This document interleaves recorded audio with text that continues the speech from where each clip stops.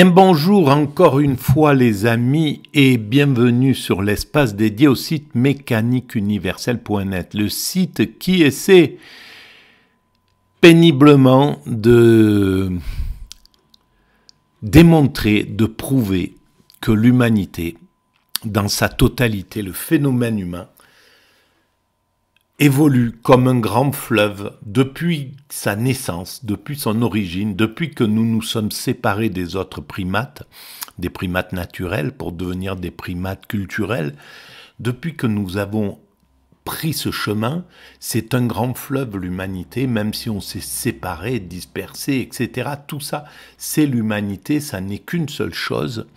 Chaque être humain sur cette planète appartient à cette identité depuis son origine, et ce grand fleuve évolue progressivement vers son ultime perfection. Ultime parce qu'elle est toujours parfaite au présent, l'humanité, tout en étant perfectible. Elle est parfaite parce qu'elle ne peut pas être plus évoluée que ce qu'elle est. Elle en est là, ce que nous appelons 2025, elle en est là, l'humanité dans son évolution. Elle ne peut pas être en 2400 ou en 2500 ou en 2026. C'est pas possible. Donc, elle est parfaite dans cet état-là, comme un bébé est parfait en tant que bébé, mais pourtant il tombe, il tient pas debout, il n'arrive pas à parler, etc., etc. Et pourtant il est parfait en tant que bébé, mais il va devenir autre chose. Quand il devient enfant, il est parfait en tant qu'enfant, mais il est encore en devenir. Il est parfait et perfectible, on pourrait dire. Quand il devient adolescent, il est parfait en tant qu'adolescent, et pourtant il est perfectible. Parce qu'il vise autre chose. Inconsciemment, il cherche à atteindre l'adulte. Et il atteindra l'adulte. Et l'adulte est parfait tout en étant perfectible. Parce qu'il n'a pas atteint la sagesse de la fin, de la sortie de son temps. Et c'est cette sagesse vers laquelle va l'humanité. Vers sa vieillesse, on pourrait le voir aussi comme ça, évidemment. Alors, je relance le travail que je fais à partir du Ainsi parlait Zarathustra. C'est la 32e vidéo. Je m'appuie sur des audios comme ça. Là, c'est sur littérature audio. Allons-y. Le devin. Et je vis une grande tristesse descendre sur les hommes. Les meilleurs se fatiguèrent de leurs œuvres. Une doctrine fut mise en circulation et à côté d'elle, une croyance. Tout est vide. Tout est pareil, tout est passé. Et de toutes les collines résonna la réponse. Tout est vide, tout est pareil, tout est passé. Il est vrai que nous avons moissonné, mais pourquoi nos fruits ont-ils pourri et bruni? Qu'est-ce qui est tombé la nuit dernière de la mauvaise lune? Tout travail a été vain. Notre vin a tourné, il est devenu du poison. Le mauvais œil a jauni nos champs et nos cœurs. Alors, il parle sans doute de l'évolution. Peut-être que pour lui, l'évolution a commencé à se dégrader. Je sais pas. Apparemment, il parle à partir de Socrate.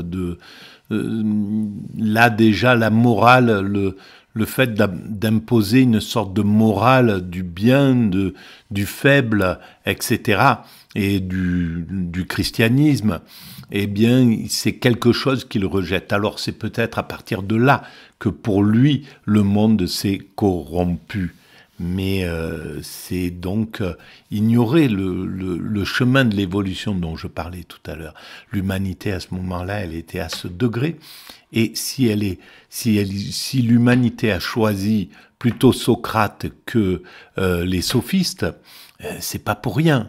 Voilà, il y a toujours, c'est pas pour rien que l'humanité a choisi la morale plutôt que, on pourrait dire, une amorale ou une immorale. Nous avons tous desséché, et si le feu tombe sur nous, nos cendres s'aniront en poussière. Oui, nous avons fatigué même le feu. Toutes les fontaines se sont desséchées pour nous, et la mer s'est retirée. Tout sol veut se fendre, Mais les abîmes ne veulent pas nous engloutir. Hélas, où y a-t-il encore une mer où l'on puisse se noyer? Ainsi résonne notre plainte, cette plainte qui passe sur les plats marécages. En vérité, nous nous sommes déjà trop fatigués pour mourir. Maintenant, nous continuons à vivre éveillés dans des caveaux funéraires. Nous nous sommes trop fatigués pour mourir, pour renaître, pour devenir parce qu'il faut passer par la mort pour vivre pleinement en réalité. La religion va le dire, mourir à l'ego, mais lui, pour Nietzsche, c'est peut-être autre chose que mourir à l'ego pour pouvoir véritablement vivre. Mais donc, cette fatigue vient de cet adoucissement peut-être pour lui. On a perdu quelque chose de l'énergie et on n'a plus la force même d'aller vraiment se faire violence pour mourir, tout en étant vivant bien sûr, mais pour renaître à quelque chose de vraiment nouveau. Ainsi Zarathustra entendit parler un devin, et sa prédiction lui alla droit au cœur, et elle le transforma. Il erra triste et fatigué, et il devint semblable à ceux dont avait parlé le devin. Alors qui était ce devin? En vérité, dit-il à ses disciples, il s'en faut de peu que ce long crépuscule ne descende.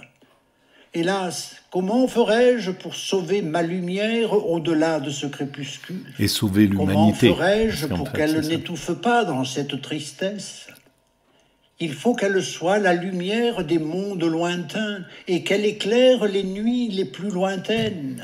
Alors c'est peut-être justement ce que nous sommes en train de faire avec la mécanique universelle, c'est-à-dire éclairer, c'est ce qu'il voulait faire pour redonner de l'énergie et du sens à l'humanité qu'il avait perdu, dire voilà, il faut construire ce surhomme, voilà la mission qu'il faut faire, et donc sortir du nihilisme, du pessimisme, du fait d'évoluer sans se poser aucune question. C'est ce que nous faisons d'ailleurs encore 200 ans après. Il a dit, Nietzsche, qu'il pensait que derrière lui viendraient 2 siècles de nihilisme. Eh ben, on est dans ce temps-là, et tout simplement parce que on ne voit pas l'avenir. On n'a pas de but, on n'a pas de sens, on n'a pas de moteur en fait. Et donc, ça donne la société telle qu'on la voit aujourd'hui. Elle cherche, elle comprend pas, voilà, chacun profite de cette petite existence sans se poser de questions, parce qu'il peut pas faire autrement. Dans son cœur, Zarathustra se mit à errer çà et là, et pendant 3 jours, il ne prit ni nourriture ni boisson. Bonne chose. Il resta sans repos et perdit la parole. Enfin, il lui arriva de tomber dans un profond sommeil. Mais ses disciples passaient de longues veilles, assis autour de lui, et ils attendaient avec inquiétude qu'il se réveillât pour se remettre à parler et pour guérir de sa tristesse. Mais voici le discours que leur tint Zarathustra lorsqu'il se réveilla. Cependant, sa voix leur semblait venir du lointain. Écoutez donc le rêve que j'ai fait, mes amis, et aidez-moi à en deviner le sens. Il est encore une énigme pour moi, ce rêve. Son sens est caché en lui et voilé. Il ne vole pas encore librement au-dessus de lui. J'avais renoncé à toute espèce de vie, tel fut mon rêve. J'étais devenu veilleur et gardien des tombes, là-bas, sur la solitaire montagne du château de la mort. C'est là-haut que je gardais les cercueils de la mort. Les sombres voûtes s'emplissaient de ces trophées de victoire. À travers les cercueils de verre, les existences vaincues me regardaient. Je respirais l'odeur d'éternité en poussière. Mon âme était là, lourde et poussiéreuse. Et qui donc eût été capable d'alléger son âme? La clarté de minuit était toujours autour de moi et, accroupie à ses côtés, la solitude. Et aussi un silence de mort, coupé de râles, le pire de mes amis. Je portais des clés avec moi, les plus rouillées de toutes les clés, et je savais ouvrir avec elles les portes les plus grinçantes. Pareil à des cris rauques et méchants, les sons couraient au long des corridors quand s'ouvraient les ailes de la porte. Je suis parti dans une pensée et je n'ai plus écouté du tout ce qui se passait. Donc voilà, je suis désolé. L'oiseau avait de mauvais cris. Il ne voulait pas être réveillé. Mais c'était plus épouvantable encore, et mon cœur se serrait davantage lorsque tout se taisait et que revenait le silence, et que seul j'étais assis dans ce silence perfide. C'est ainsi que se passa le temps, lentement. S'il peut encore être question de temps, qu'en sais-je, moi? Mais ce qui me réveilla finit par avoir lieu. 3 fois des coups frappèrent à la porte, semblables au tonnerre. Les voûtes retentirent et hurlèrent 3 fois de suite. Alors je m'approchai de la porte. Est-ce que le temps disparaît quand on est dans cet état de torpeur, de pesanteur? Par exemple, dans l'état d'extase, le temps n'a plus d'influence sur l'être humain. Donc il y a des moments où on peut s'affranchir du temps, évidemment. « Alpa !» m'écriai-je. « Qui porte sa cendre vers la montagne ? Alpa ! Alpa ! Qui porte sa cendre vers la montagne ?» Et je serrais la clé, et j'ébranlais la porte, et je me perdais un effort. Mais la porte ne s'ouvrait pas d'un doigt. Alors l'ouragan écarta avec violence les ailes de la porte. Avec des sifflements et des cris aigus qui coupaient l'air, il me jeta un cercueil noir. Et en sifflant et en hurlant, le cercueil se brisa et cracha 1000 éclats de rire. 1000 grimaces d'enfants, d'anges, de hiboux, de fous et de papillons énormes ricanaient à ma face et me persiflaient. Je m'en effrayais horriblement. Je fus précipité à terre et je criais d'épouvante comme jamais je n'avais crié. Mais mon propre cri me réveilla et je revins à moi. Ainsi Zarathustra raconta son rêve, puis il se tut, car il ne connaissait pas encore la signification de son rêve. Alors qu'est-ce que c'est cette signification de ce rêve? Le rire arrive, le rire de l'enfant, et l'enfant qui est dans l'innocence de la nature, de la nature, donc même de la dureté de la nature, de ce qu'elle a d'un peu violent, d'un peu peut-être cruel. Et donc, ce rire était là, et pourquoi c'est lui qui l'a réveillé? On va voir. Mais le disciple qu'il aimait le plus se leva vite, saisit la main de Zarathustra et dit « C'est ta vie elle-même qui nous explique ton rêve, ô Zarathustra. N'es-tu pas toi-même le vent aux sifflements aigus qui arrachent les portes du château de la mort ?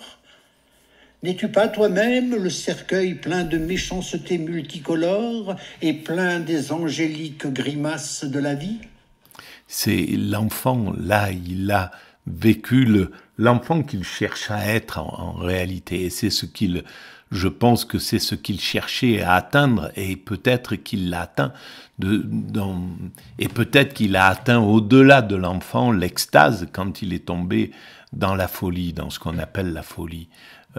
Et qui n'en est pas, évidemment. C'est pas la folie, c'est une sorte c'est peut-être l'extase, à mon sens, les derniers moments de l'existence de Zarathustra, de Nietzsche, donc oui, effectivement. Et malheureusement, il n'a pas pu l'écrire, le dire et le transmettre, cet état dans lequel il était à la fin. En vérité, pareil à 1000 éclats de rire d'enfant, Zarathustra vient dans toutes les chambres mortuaires, riant de tous ces veilleurs et de tous ces gardiens des tombes, et de tous ceux qui agitent leurs clés avec un cliquetis sinistre. Tu les effraieras et tu les renverseras de ton rire. La syncope et le réveil prouveront ta puissance sur eux.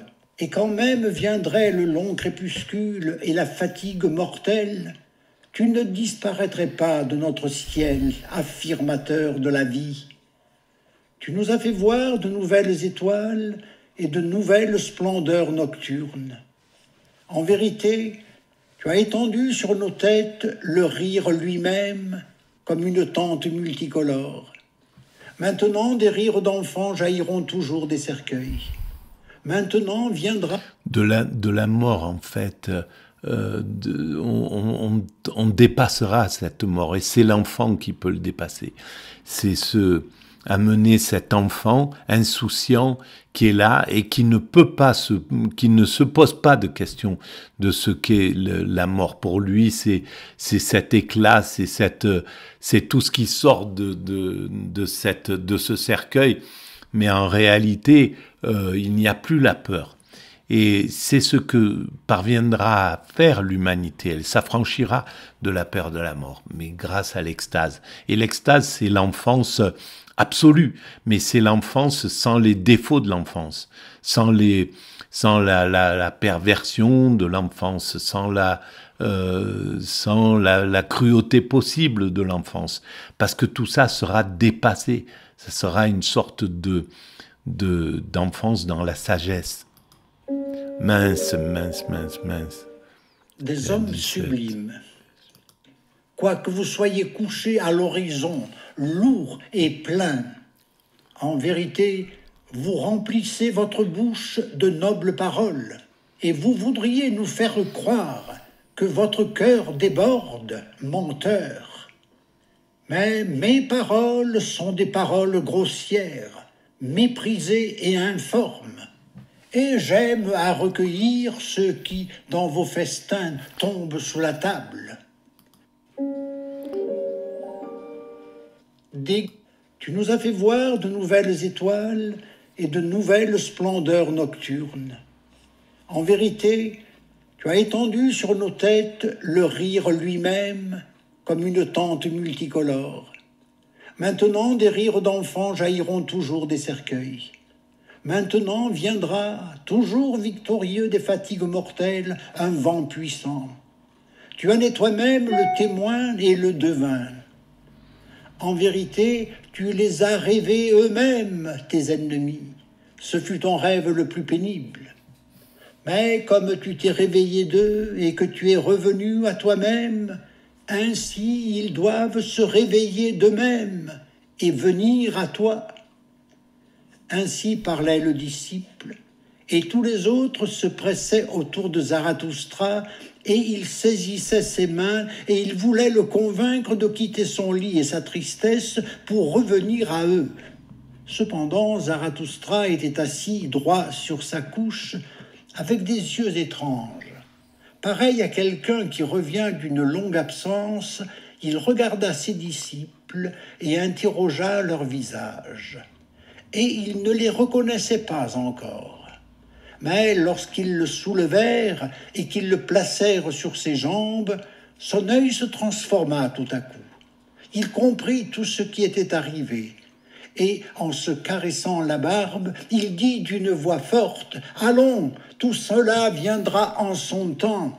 Mais veillez, mes disciples, à ce que nous fassions un bon repas, et bientôt. C'est ainsi que je pense expier mes mauvais rêves. Pourtant, le devin doit manger et boire à mes côtés. Et en vérité, je lui montrerai une mer où il pourra se noyer. » Ainsi parlait Zarathustra. Voilà, et ben on va arrêter là pour cette partie consacrée au devant.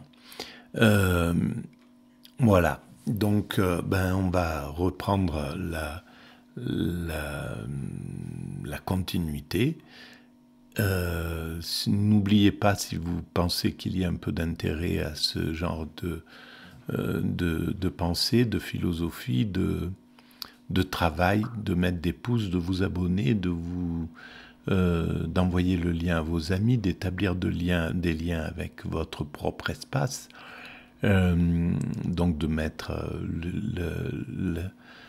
cet espace YouTube sur votre espace YouTube, et ensuite de laisser des commentaires, voilà, et puis de participer. Si vous avez envie de participer, vous m'envoyez un petit message. À plus, merci.